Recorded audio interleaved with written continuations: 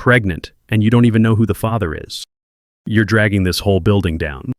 The landlord's voice grated through the cracked door as Nora Sanders, in an old hoodie, a fraying backpack, and her arms wrapped around a box of paints, bowed her head and said nothing. At the shared studio, someone splashed water across her canvas and muttered, "Girls like you don't get to call themselves artists." At the clinic, the doctor flipped through her file, shaking his head. "No husband, no money. Don't doom a child to your life." No one knew. The man from that one night was searching for her, and her art would be what brought him back. Nora stood in the dim hallway, every muscle rigid, aware that behind the landlord's slammed door lurked threats of eviction she couldn't refute. The paint box in her arms weighed less than the heaviness sinking in her chest. She could hear muffled voices from neighboring apartments, bored laughter, tinny music on an outdated radio, a child crying for dinner. With her chin tucked into the collar of that ancient hoodie, she turned away from the landlord's domain, the key in her pocket almost slipping through the tear in the lining. Her expression revealed no anger, no panic. She pressed the elevator button and waited, inhaling the stale air that carried the stench of cheap fried meals wafting up the stairwell. When the doors parted, she stepped inside, ignoring the flickering fluorescent tube overhead, and rode the elevator in complete silence, arms tight around the box of paints. Outside, on the cracked sidewalk, a flurry of early evening traffic honked and sputtered. Cars slowed to avoid potholes while pedestrians rushed by, coats drawn close against the biting breeze. Nora gripped the paint box with one hand, adjusting the fraying backpack on her shoulder with the other. A group of teenagers loitered near the entrance, eyeing her with that guarded curiosity. She passed them, offering no greeting, her steps brisk but measured. In the corner of a battered bus shelter, someone recognized her from the building and whispered behind a raised hand. Nora's eyelids fluttered closed for an instant, but her pace never faltered. She was used to that hush of disapproval, the insinuation that she was not only alone, but also irresponsible for daring to carry a life without the so-called safety net of a man by her side. When she reached the studio building 6 blocks down, the windows glowed in a rainbow of neon paints. Inside, fellow artists jostled for space, murmuring about upcoming group exhibits, complaining about the cost of frames or the lack of paying customers. Nora tried slipping to the back corner where she'd set up a single easel next to a battered table. But before she could place her box of paints down, someone flicked water from a stained brush onto her canvas, a half-finished piece showing a mother's outstretched arms. The water trickled down the charcoal outlines, smudging them irreparably. She froze, looking at the splotchy destruction, then raised her gaze to the figure who had done it. A woman with a messy topknot and a scowl offered no apology. "Girls like you don't get to call themselves artists," she said, voice low yet piercing. "You can't even handle your own life, let alone make meaningful art." Others nearby pretended not to notice, but no one intervened. Nora simply wiped the droplets from the canvas with a rag, though the lines were already blurred. Without a word, she placed the rag aside, slid the canvas under the table, and stood there, expression blank as if bracing herself for the next wave of scorn. Across the room, a pinned flyer advertised an upcoming event, a modest local art fair promising exposure and possibilities. Nora had inquired about it once, only to be told by the coordinator that her situation made her a wild card, someone who couldn't be relied upon to maintain a respectable public image. She'd left that conversation with her shoulders tense, having spoken barely 2 sentences. The same tension now coiled in her arms as she carefully set up another blank canvas, ignoring the watery mess on the floor. She adjusted the worn hoodie around her growing belly, a swell she could no longer fully hide, especially under the studio's bright overhead lamps. The scorn in people's eyes had grown more blatant in recent weeks, as if her pregnancy was an eyesore in a room that prided itself on cutting-edge creativity. She inhaled slowly, letting the smell of turpentine ground her, and lifted her brush to the blank surface. Hours later, after repeated side glances and under-the-breath remarks, Nora gathered her things. The studio's fluorescent lights dimmed to a nighttime mode, and a staff member hovered by the exit arms folded, tapping a foot. She washed her brushes at the communal sink, ignoring the watery rainbow that spiraled down the drain, then slipped outside into the chilly dark. Her stomach rumbled, but she pressed a hand to her abdomen, not so much a gesture of hunger as a reassurance that she was still anchored in the life growing within her.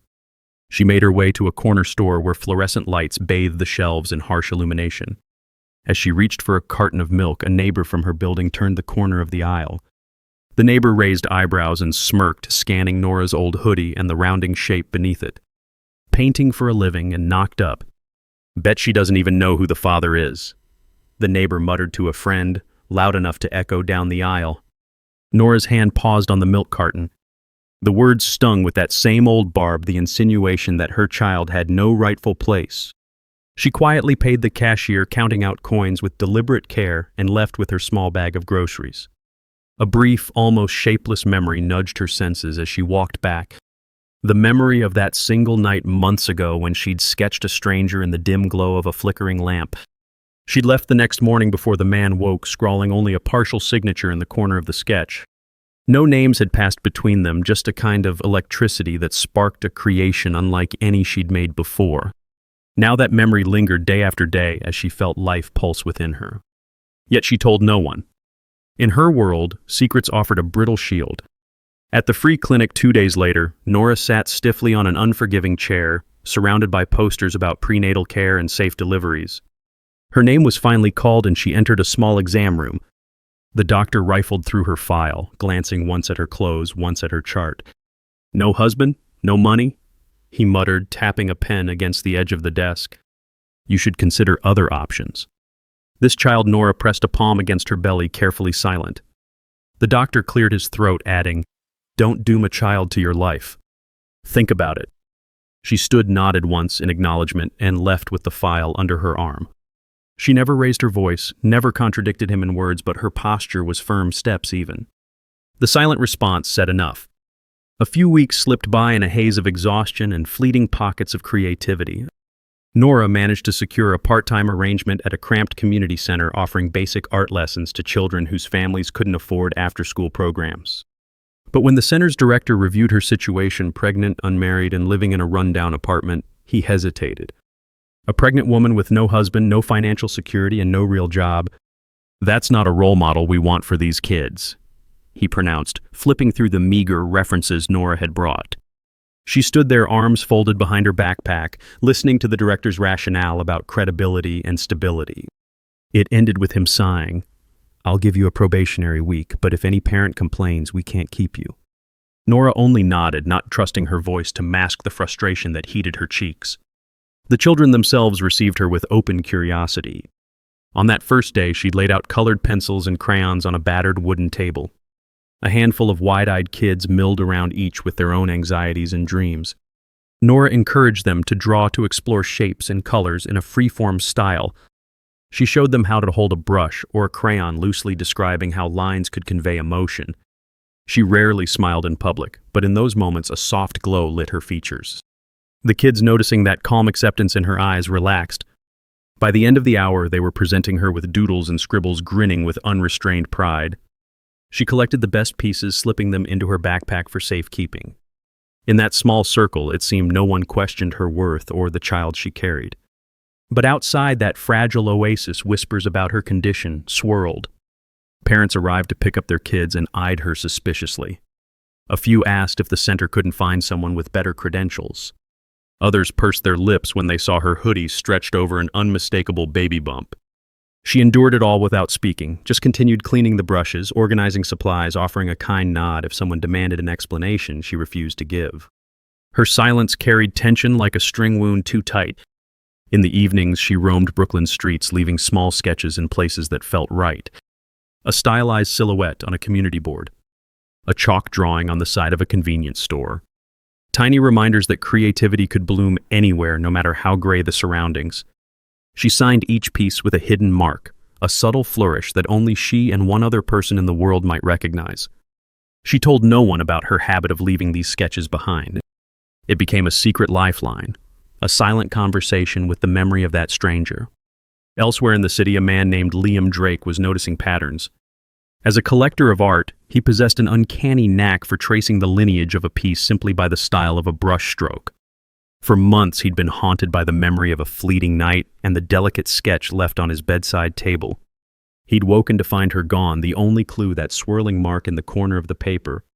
Now he was glimpsing traces of that same style in odd corners of the city murals on battered walls, crayons scrawled on charity donation bins.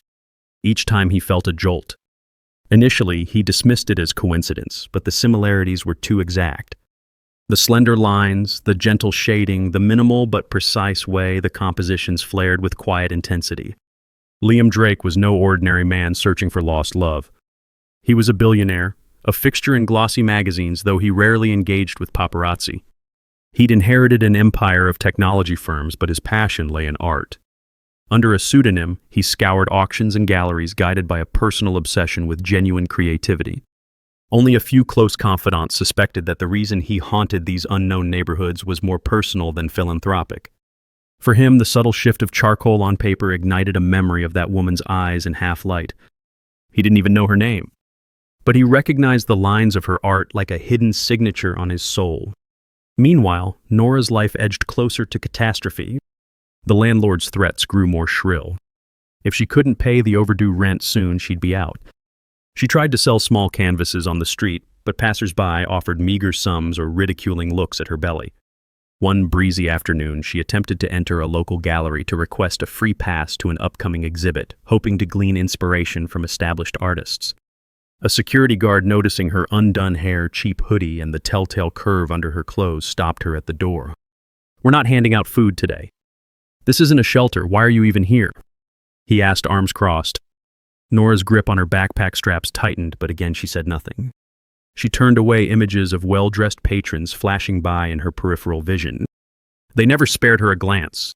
One day, exhaustion caught up with her. After finishing a community class, she sat alone in the storage closet, an old stool under her. Her feet ached. The baby's gentle kicks reminded her that time was passing.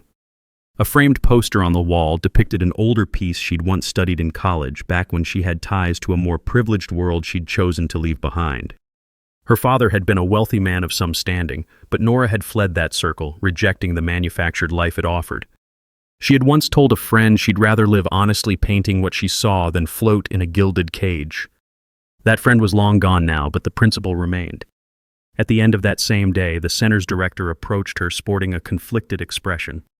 He said parents had complained that she might not be stable. The board was meeting to decide if her position could continue. One of the parents, overhearing, shook her head.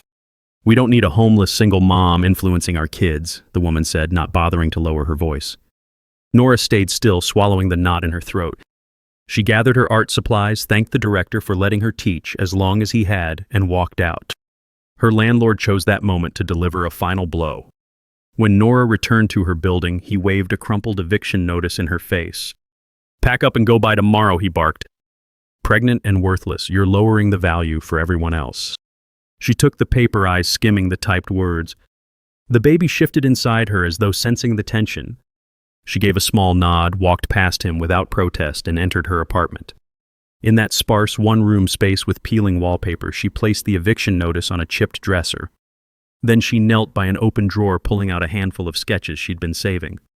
Each told a small tale, a child's face, a nighttime cityscape, a stylized portrayal of an unknown man's profile.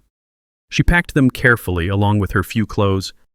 The next morning, she made her way to the shared art studio, seeking to salvage whatever remained of her half-finished works.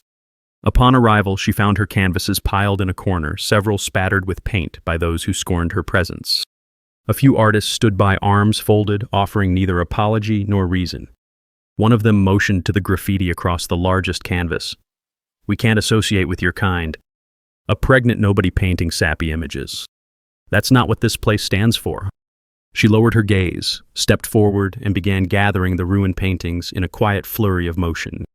Just as she was about to leave, the studio's manager, who had never liked her, delivered an ultimatum. "You're morally unfit to represent our arts community. We're revoking any rights you had here." He pointed at the door. The humiliation was so public, so final. Everyone watched, some with pity, others with smug satisfaction. One of them threw a final jab. "Maybe go find the father of that kid you're carrying, if you even know who he is." A ripple of sneering laughter followed. Nora's lips parted slightly as if to speak, but no sound emerged. She only turned and walked away, arms full of ruined canvases. Outside footsteps approached. A hush fell among the onlookers as a tall figure in a tailored suit stepped up behind Nora. Liam Drake, whose face was unfamiliar to many in that circle, stood with a magnetic stillness, surveying the scene. He saw the defaced paintings, the hateful scowls, the way Nora's shoulders drooped under burdens both literal and symbolic. For an instant, time seemed to stand still. Then he spoke, voice firm, yet resonating with a quiet undercurrent of emotion. "Is this how you treat Nora Sanders, the true artist behind half the sketches you've admired in secret?" Heads whipped around. The manager blinked in confusion. Others murmured Nora who. Since no one had bothered to learn her full name, Liam stepped closer, gently taking one of the vandalized canvases from her arms. He touched the corner where a subtle swirl of paint formed the same mark that had haunted him for months. "I've been searching for the creator of these pieces," he announced, turning so the entire studio could hear. "Her art has spread across the city, inspiring children and adults who stumble upon it. She's the mother of my child, and I will not allow another person to defame her." A stunned silence settled, broken only by the shuffle of uncertain feet. A half-dozen onlookers exchanged shocked glances. Some recognized the name Liam Drake, but others only sensed that this was a wealthy man not to be dismissed. The manager, flustered, stammered about studio policy, about moral decency. Liam raised a hand, cutting off the excuses. Then, in a voice that carried across the entire room, he declared, "From this day forward, I'm purchasing every existing piece of Nora's work. Past, present, and future. Anyone who tries to undermine her reputation or deny her place as an artist will answer to me." The hush deepened. In the corner, an older painter who had poured scorn on Nora now paled. A few spectators fidgeted, recalling the cruelty they'd shown. Cameras from a local reporter who had come to cover some other story suddenly swiveled, capturing the moment. One by one, those who had ridiculed Nora felt compelled to step forward with halting apologies. The manager tried to soften his posture, muttering something about a misunderstanding. The woman who had splashed water on Nora's canvas stared at the floor, cheeks burning with embarrassment. Nora, in the midst of it all, remained silent, her eyes lowered. She clutched the corners of her bag as though expecting another blow. But Liam reached over gently, placing a steadying hand on her arm. A look passed between them, recognition, relief, and a stirring question about everything that had led to this moment. In a swirl of media interest, Liam ushered Nora out of the building. Their steps led them to the sidewalk where he guided her into a waiting car that sparkled with discreet elegance. A few onlookers lingered, snapping pictures with cell phones. As the car door closed, the tension in Nora's face loosened, but she didn't speak. Liam sat beside her, posture measured, gazing at her with an unreadable expression. His voice was quiet when he finally broke the silence. "I never forgot your drawings. I've spent months tracking them, hoping to find you. I didn't know about the child, but it changes nothing." He hesitated, adding, "Where can I take you?" She answered only by offering a slip of paper with an address scrawled in pencil. It was for a temporary sublet she'd arranged in a worse part of town. He looked at the paper, frowning, but instructed the driver to proceed. The ride passed in near silence. Occasionally, Liam glanced at her belly as though struggling with the reality that he was soon to be a father. Yet he sensed the fragility of her composure, so he refrained from peppering her with questions. The quiet presence between them felt more honest than any forced exchange of words.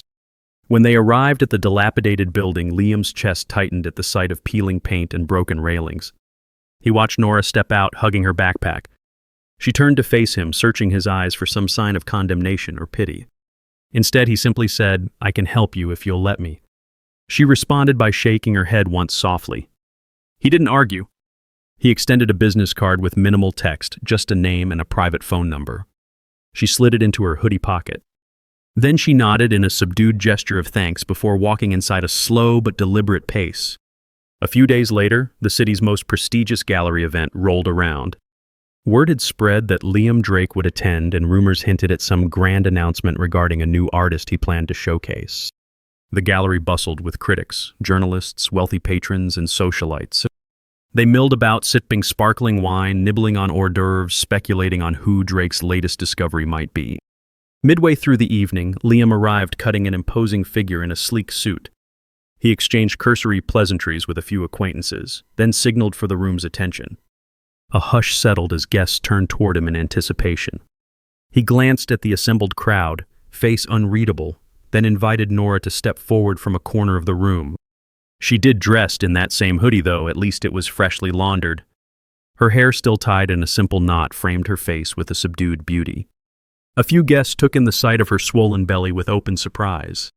In the corner, a faint hiss of disapproval escaped from someone who recognized the brand of shame once pinned to her. But Liam's voice rose calm and commanding. This is Nora Sanders, the mother of my child and the artist behind countless sketches that have appeared across the city. She has been teaching children in community centers, painting murals, and selling her art on street corners for scraps. No more. The crowd listened transfixed. I'm here tonight to declare publicly that I'm acquiring every piece she's ever made. And any gallery or individual that tries to denigrate her will find themselves at odds with me.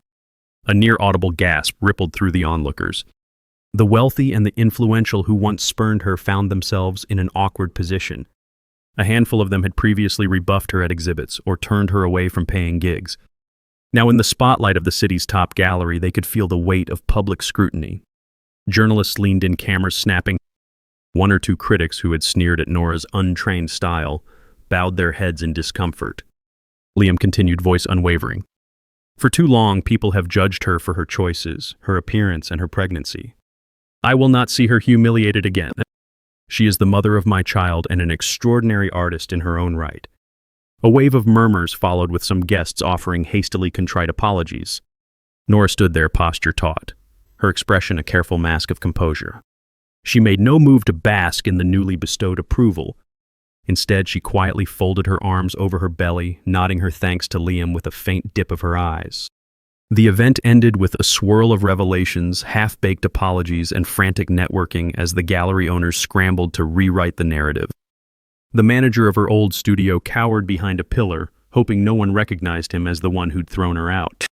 Some critics pledged to do exposés on her hidden genius.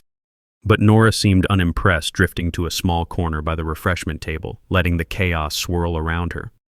She gathered a stray napkin and a borrowed pen, adding a few lines of shading to an absent-minded sketch, as if the swirl of new possibilities couldn't drown out her innate need to create. Later that night, Liam escorted her to a quiet lounge away from the public eye.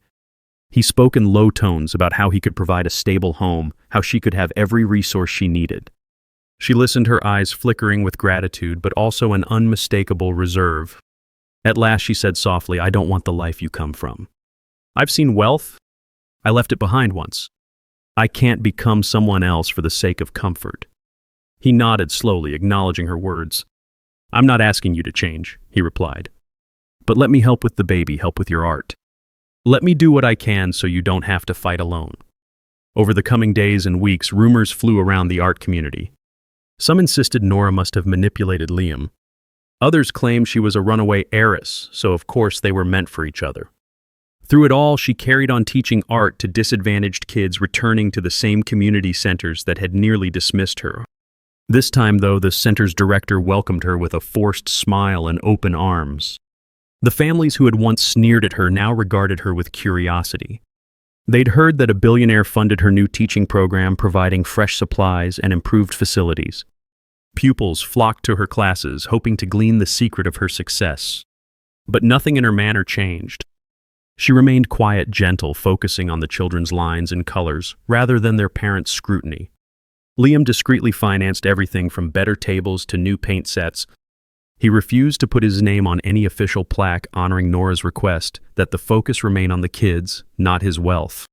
Meanwhile, he visited her regularly, offering conversation about the baby's progress, about art, about the various philanthropic endeavors he was juggling. Nora maintained her modest one-bedroom, refusing his offers of a penthouse. The landlord at her previous building had lost track of her, and the new sublet was marginally better, cleaner, quieter. She insisted on paying rent with money earned from her classes, ignoring the fact that Liam had made sure no one would refuse her again. Occasionally, the press pounced outside the community center, snapping photos of her carrying supplies or speaking softly to a child. They yearned for a scandalous angle. Was this a torrid fling turned philanthropic, or an arrangement of convenience? But Nora's unwavering composure yielded no scandal. She displayed no showiness, wore no extravagant clothing, and accepted no lavish gifts. If Liam brought a new coat for her during a cold spell, she quietly thanked him, but continued wearing the same hoodie the next day. The tabloids, frustrated, could only speculate. One late afternoon, Nora completed a mural on the side of a once blighted building. It depicted children of all backgrounds painting together beneath a blossoming tree. Residents who previously dismissed her now admired the gentle vibrancy of each figure. An elderly neighbor patted her shoulder, offering a watery apology for the harsh words uttered in months past. Nora paused, turning to meet the neighbor's eyes. With a subtle nod, she forgave.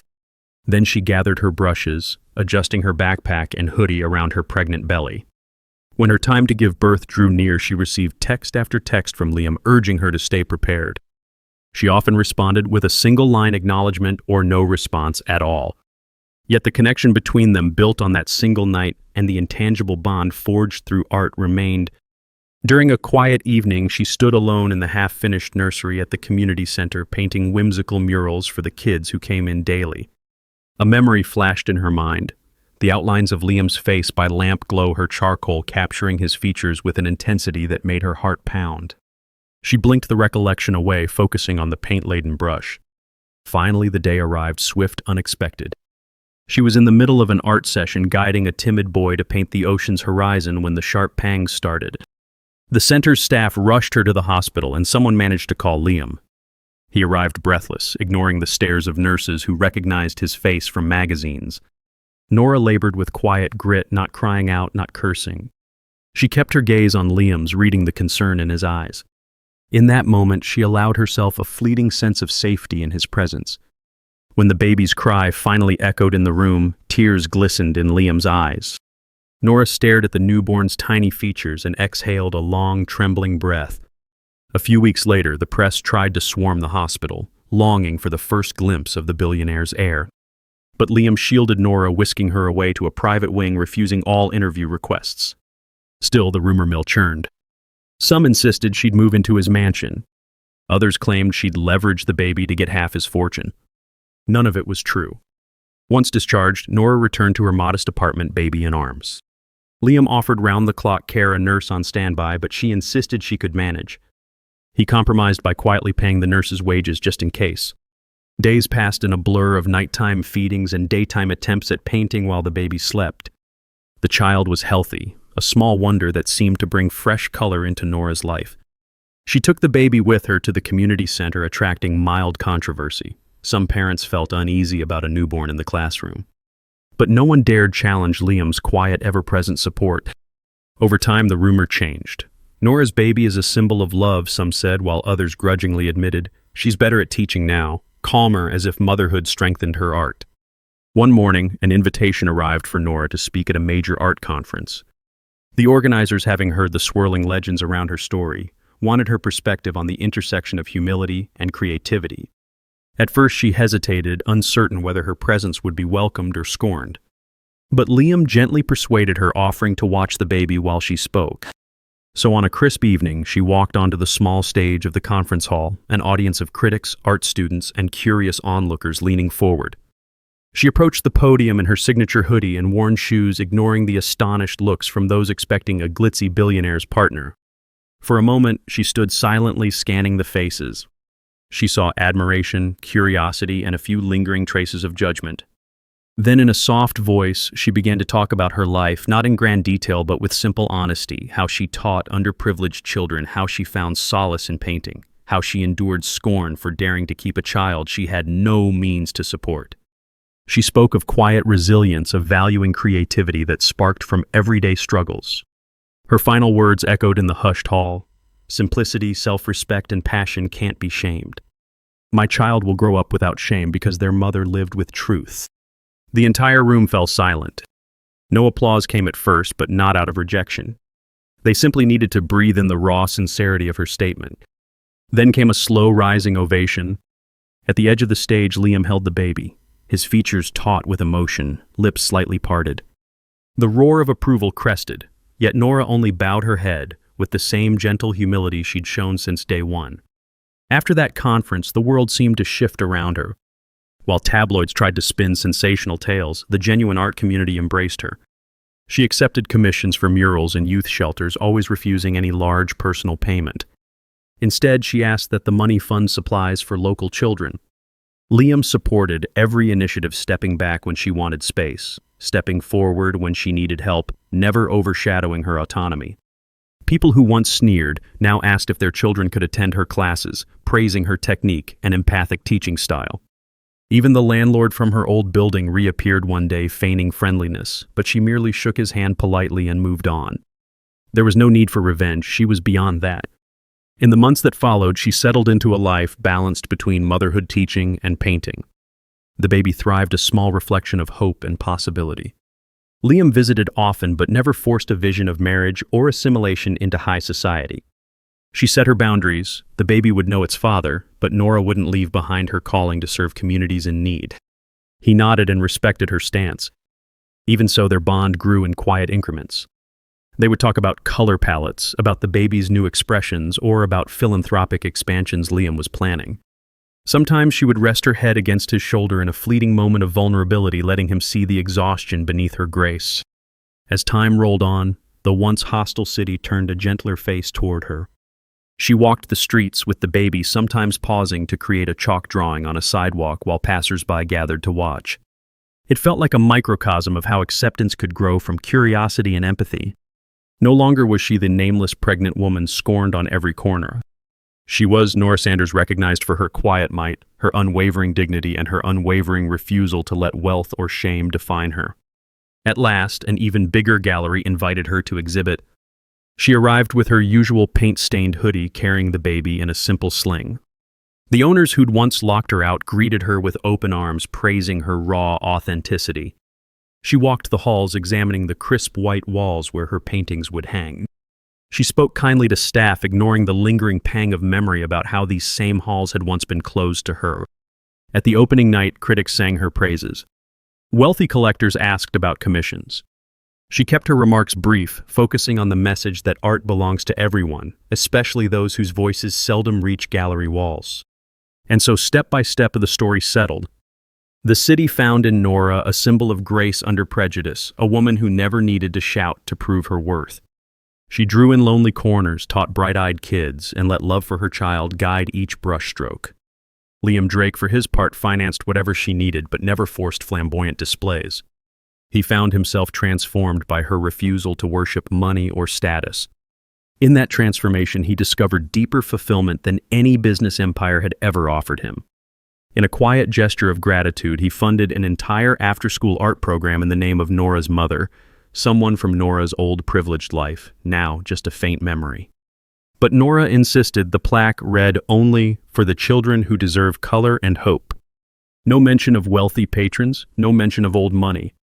The world needed to see that good deeds could stand on their own.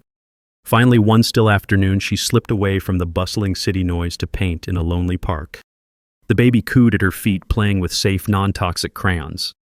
As she finished the final brushstroke on a large canvas depicting an open hand cradling a small seedling, a wave of calm passed through her. She recognized that no matter who might judge her in the future, or who might try to brand her life with scandal or pity, she was free. Free to walk, to paint, to teach, to raise her child in truth. When the sun began to set, she packed her brushes and folded a paint-stained cloth over the fresh canvas.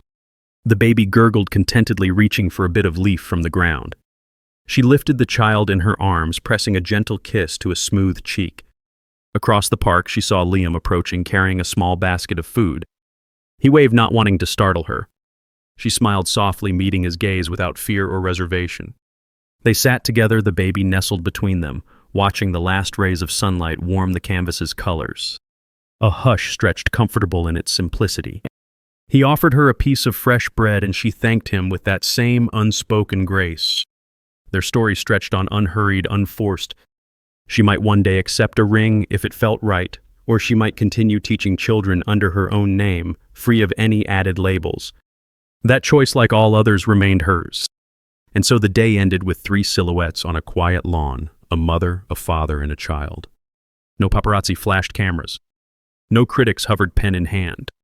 No sneering voices demanded that she prove her worth. Just a hush of wind and the rustle of leaves as the city's distant hum lulled into dusk. In the end, Nora's life changed not through protest or revenge, but through the quiet resilience that refused to let shame define her. She remained exactly who she had always been, modest, proud, a painter of the ordinary magic in everyday life. Her final vow needed no words, only a brushstroke on a canvas that said she would live with passion and raise her child to know that acceptance was their birthright. Her silence spoke volumes, leaving an imprint on a city once deaf to her voice and on a man whose wealth had never truly touched his heart until now. No fairy tale ending sprang into place. The world continued to spin with all its judgments, complexities, and heartbreaks. But for Nora, that final brushstroke signified a tender future she had forged by her own terms, unbroken by the scorn of those who couldn't see her. A life of art of teaching of motherhood rich in a way status or money could never replicate. And on a quiet evening, she gently laid her brush aside, gazing at her child's sleeping face, a faint smile drifting across her lips. In that hush, she breathed easy content, undefeated. That was all she needed. And that was everything.